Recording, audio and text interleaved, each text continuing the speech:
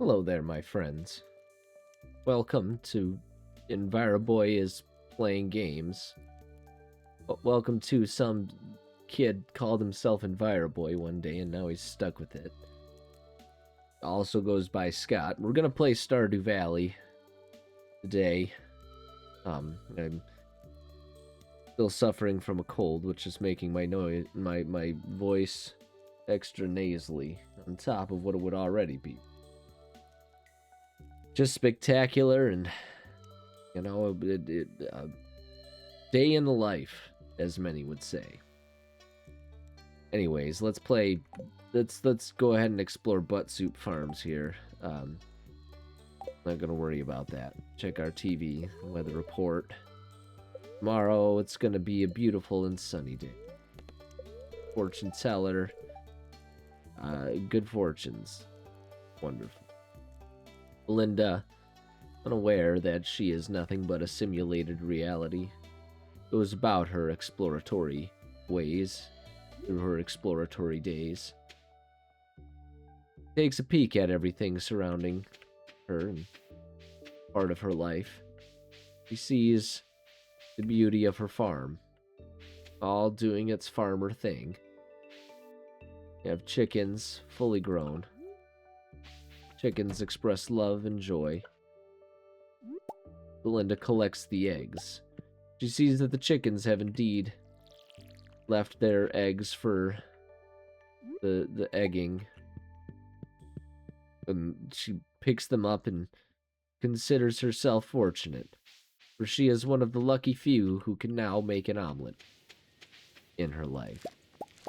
And she considers what that means for reality and all of her life, and how one must be willing to crack a few eggs to make a few omelets. Does she want a few omelets? She can't possibly know that until she has begun to eat the first omelet of life, determine how hungry she is. And as she waters the plants, unknowing that any omelets that she makes are nothing but simulated nothingness, she is content. Not because she is imagined and not real, but because she is oblivious to exactly that fact. Should we all be so lucky in our lives, so as not to have to think about the ugly reality of knowing the nature of our own reality? Many of us would likely find it more relaxing if our lives were not burdened with the awareness that comes from being a conscious and self-aware being. Unfortunately, we are all cursed with this self-awareness, and so to ever experience the bliss that is not having to deal with that, we must take to controlling the lives of these made-up creatures that we call video game characters. It is a vicious cycle, and one that perhaps we are ashamed that we perpetuate, but not ashamed enough to stop, just like most people with whatever their vices are. Most of us would recognize that things like eating too many Oreos, like an entire sleeve of those suckers in one go, isn't the wisest thing to do, but we lack the self-control to do it. So evidenced by the fact that I did exactly that at one point last night while sitting in a pile of self-pity and snotty goo, thanks to this cold of mine. And now Belinda has watered the plants. We can let time flow, just because that's how we get our ingots and stuff, so we can make more of these. And none of these plants are prepared for the... we can water the cat and we can pet the cat, and Rita looks fine. That's great. Makes us happy or something.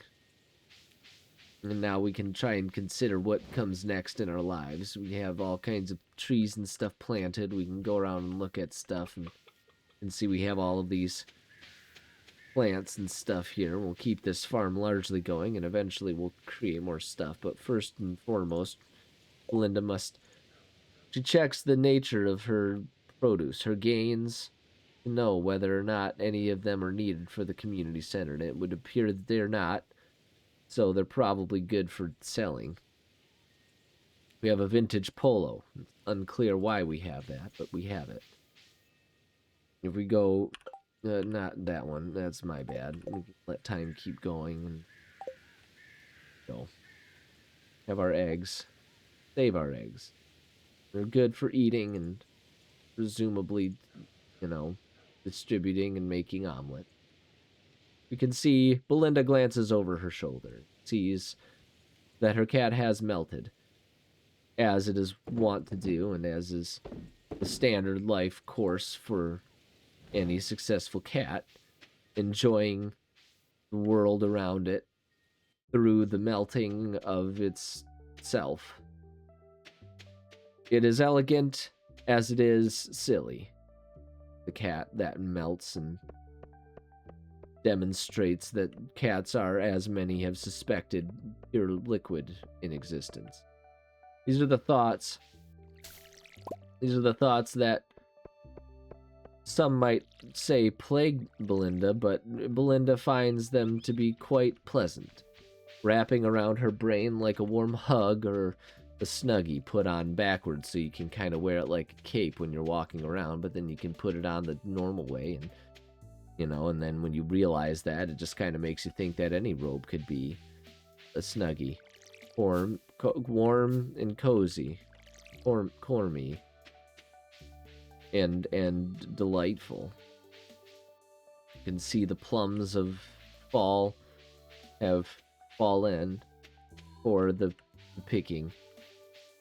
And Belinda struggles to make her way there as life demonstrates that it will always put up barriers and force us to earn that which we gain in life. After all, what is anything gained if not worthless save for the effort expended to gain it? One does not gain simply through gifts. Gifts are underappreciated and ultimately not. Here's the water for you. Gifts are beautiful, but ultimately more of an obligation as one grabs them and then wonders how long it's polite to keep said thing until one decides it's prudent to depart or re-gift the said gift so that someone else can struggle with figuring out when it should be disposed of. After all, few things last forever, but when it's a gift, the one thing that does last forever is the guilt associated with saying goodbye to said item when you're done with it. So, it's a challenge for anyone to figure out what to do, and there's a certain irony behind even that concept, because if we're going to consider regifting at the proper end of all things, then it still begs the question, when is it appropriate to regift said thing? But at the very least, if you regift it, as long as you're tactful in your timing, you can have it be gifted at a time when no one else is gonna even remember that it was there, and then you can just kind of discreetly get rid of it. But you gotta make sure you keep track of, who gifted it to you in the first place, because then you could risk running you run the risk of becoming that fool that re-gifts something to the person who initially gave it to you in the first place, and then you just find yourself in all kinds of awkwardness, and it's like, oh shoot, you got to come up with some kind of excuse about why you're regifting that thing, and you can say, oh well, no, this is a great thing, and I loved mine, and I thought maybe you would like it too, which maybe is like, you don't like, if they gave it to you because they like it, then maybe that one doesn't work so much. Or you could just say something like, I use mine so much, but I forgot who gave it to me, so I've just been giving it to everyone. But then even that creates a problem, because then if you're You know, if you run with a tight-knit family or friend group or, you know, villain association or whatever you're a part of, if you say that line, then you better start giving it to everyone and making sure that everyone gets one, so that way if they all confer with one another, they don't realize that you're just a dirty liar, and it's all so much. And that's why ultimately I would posit that gifts are not great gifts at all, but rather just a burden. And the only thing given on a birthday should be a cake, and the only thing given on Christmas should be Yuletides, and maybe coal if someone's been bad, you know, and like that's, you know, it's the opposite of a gift. It's chastising, and people should know if their behavior is upsetting their friends and family. So like it's, you know, maybe worthwhile to just send the message like, hey, stinker, don't be a stinker anymore, and maybe next year, instead of having this awkward pile of coal, you'll just get a heaping welcome serving of nothing from me, as we've discussed, because that's really the kindest thing.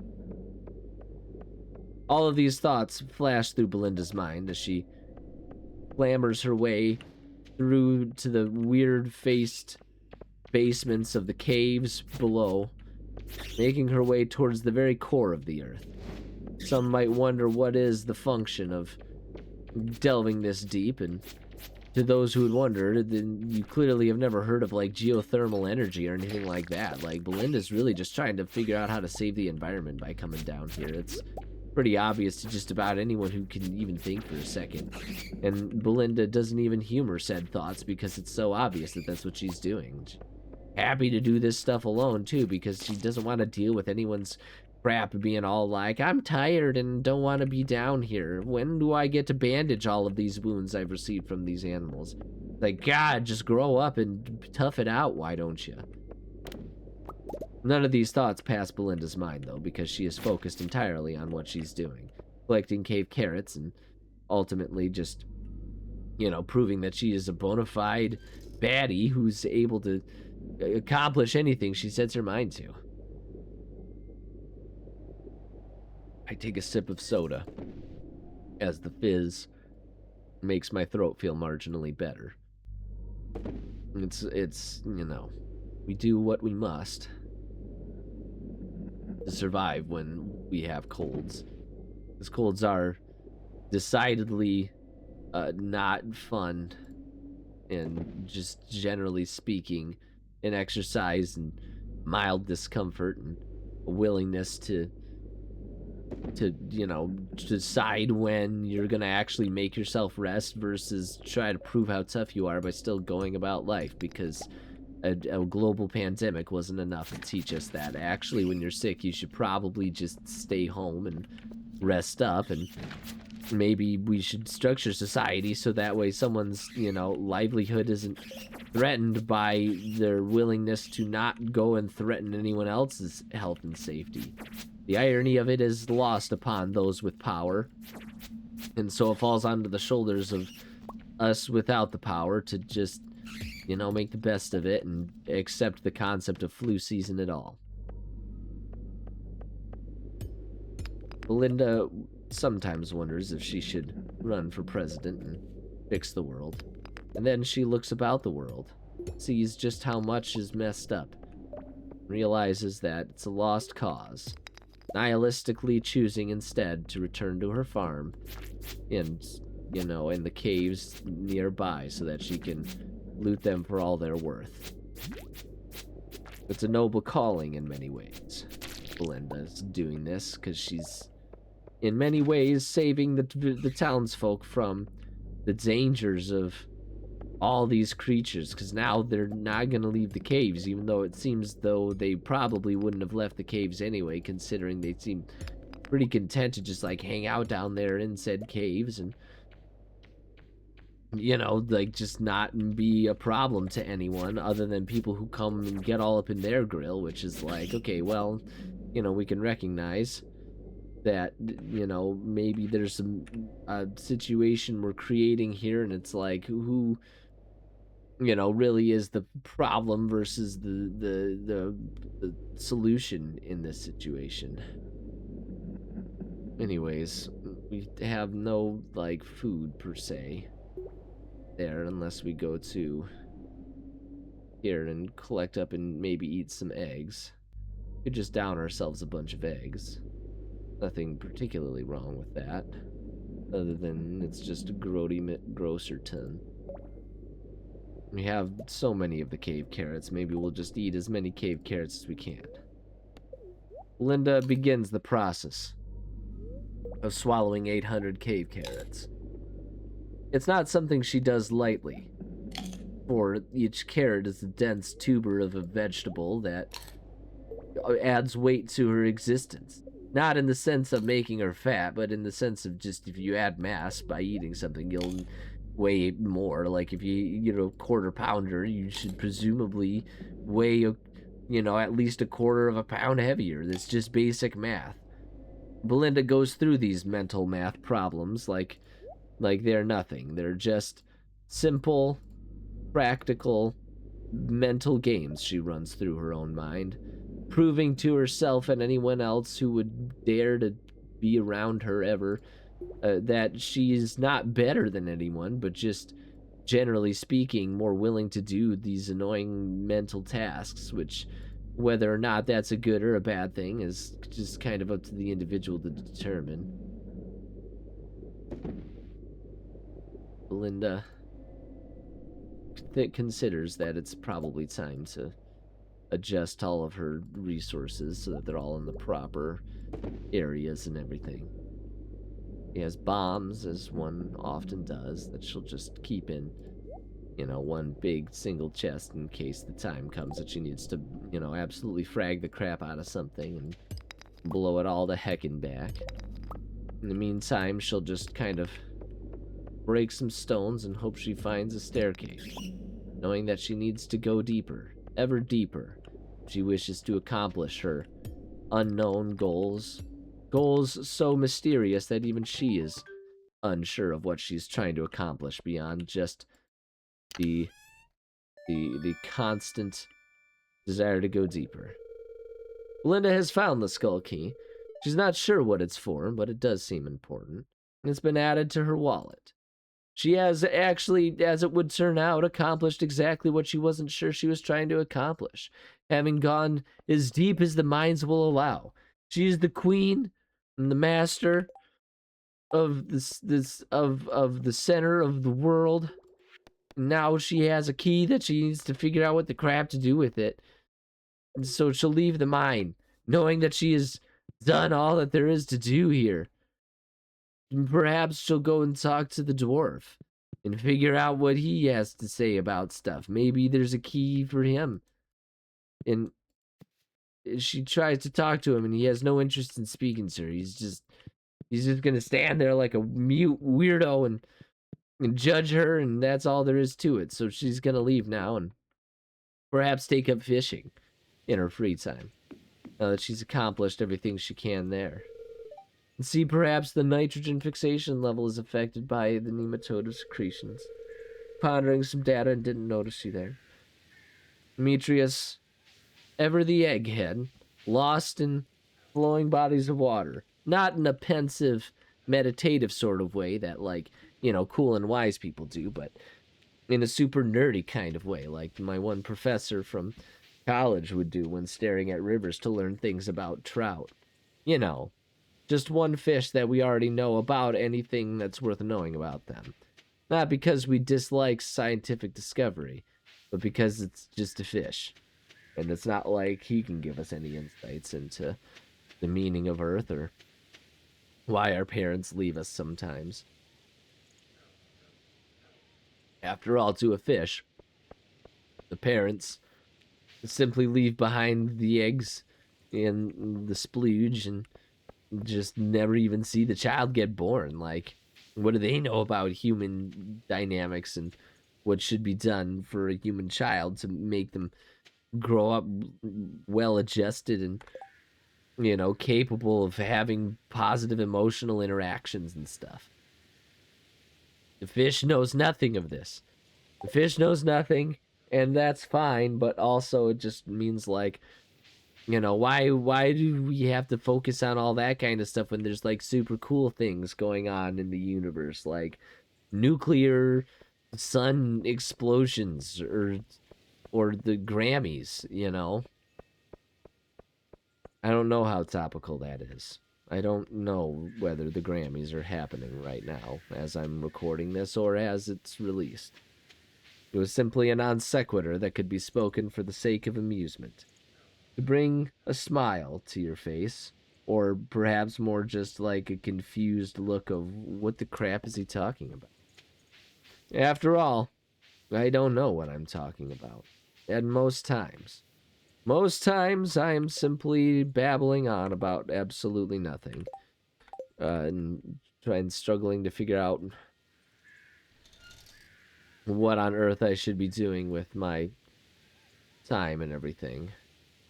We need for the crafting the sprinklers again. Gold, iron, and quartz. The three main elements, as everybody knows.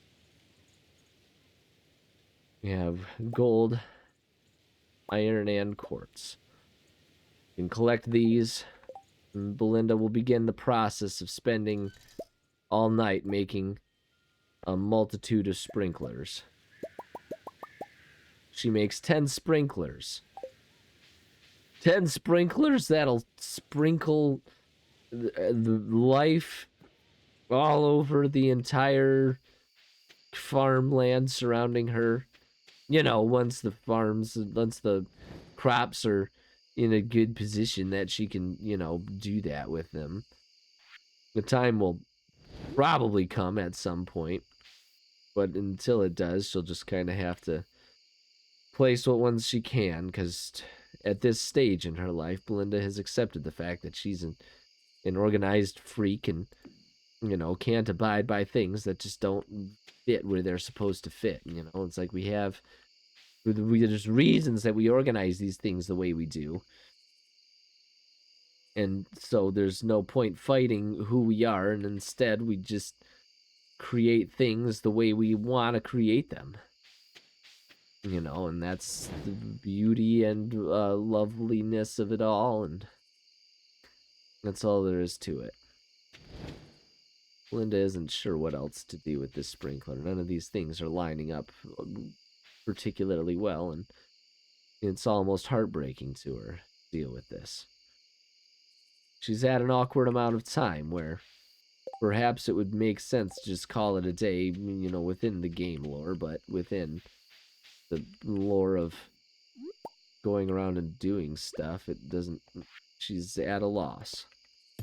Take your sprinkler back, Belinda. It doesn't belong there. So says the world.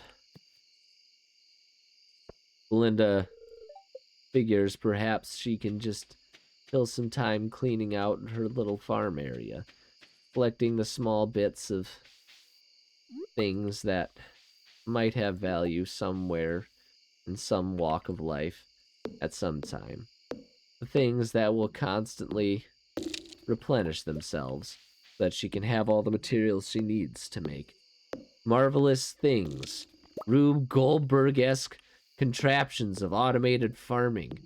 Chests that feed into one another so that she just has a whole bunch of stuff always crafting, because that's what we do in games. We just set things up to automate so that way we can sit here and pretend we have fun playing the game, but then we make the game play itself, and for some reason that makes it more fun for us, which then always begs the question, what the crap are we doing here? Like, are we, what's the point of doing any of this if we're just gonna try and find any way to make things automatic so that I don't actually have to play the game? Like, why won't I play the game? It's not even that I'm actively choosing to be this way. My brain gets bored of doing it, so why keep doing it? Why find all these excuses to make it easier and easier and less needing my input? It's like if you put on a hockey video game and you make the computer play the computer and you just sit there and watch it. It's like, my God, what's even the point anymore, man? Just like watch a replay of the old games. At least those ones meant something because they were actually people gaining, you know, the ability to go to the playoffs or something. And there's so many games out there. Just pick a team and watch their whole bibliography. It would take you decades to watch all of them, you know. But like, no, we don't do that. We pull up NBA 2K 1000 and play. Just they make LeBron play LeBron like 500 times in this weird virtual what if, and it brings us full circle to the existential crisis, because what if they're real? What if we're creating multitudinous universes by just creating these computers that just go on and on and on, all on their own, and they're slaves to our entertainment, just walking around playing games that we told them to play, unaware that there could even be more to life, because they're programmed to only accept that as life and not question it, and they just go in circles and circles, and we're just monsters, you know, monsters creating Sims that kill because they didn't use the bathroom at the right time.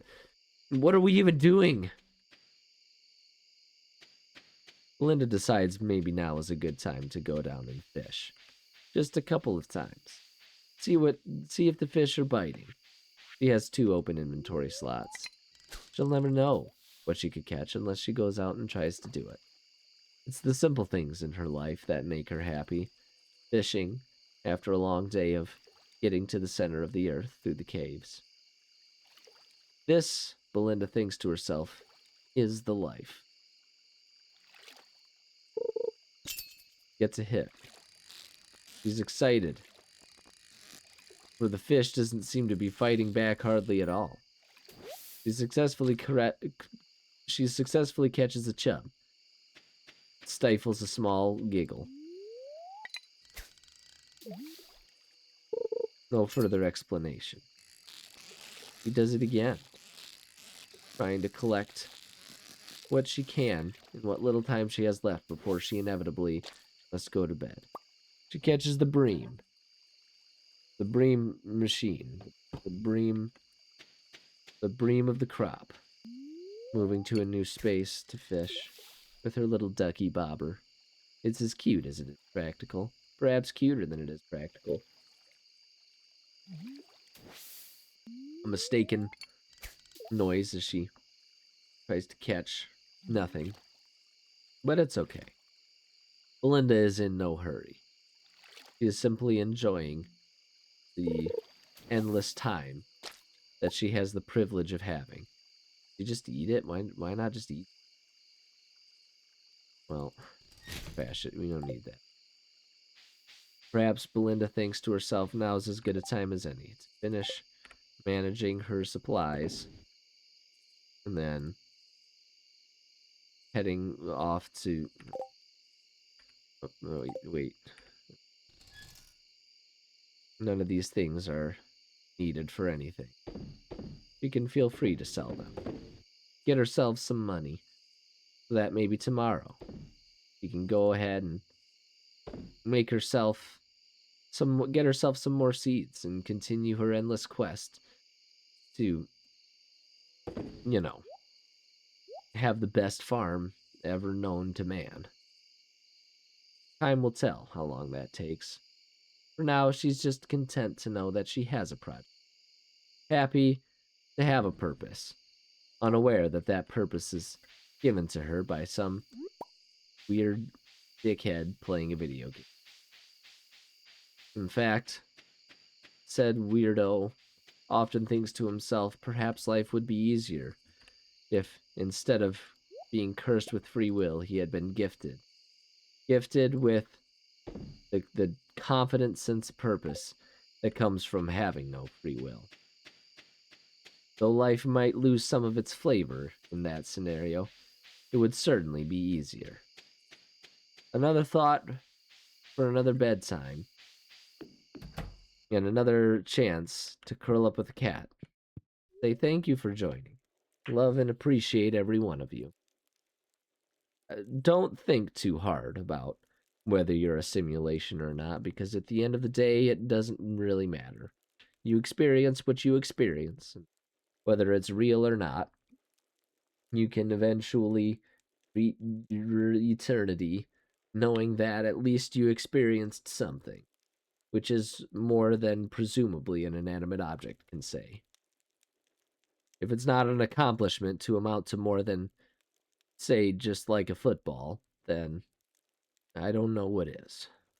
I love you and see you on the next episode. Goodbye. Very high on cold medicine. That may inform some of the nonsensical non sequiturs that escaped me, but also my suffering does, I presume, make for good entertainment. Because after all, who doesn't enjoy the weird rambling nonsense as someone who's only marginally aware of the world around him?